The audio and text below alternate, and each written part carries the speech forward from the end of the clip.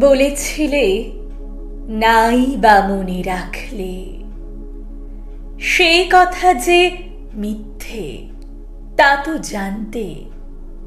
মনে কেন মর্মে আছো, গহন গভীর হৃদয় হতে ছড়িয়ে আছো শেষ চেতনা প্রান্তে।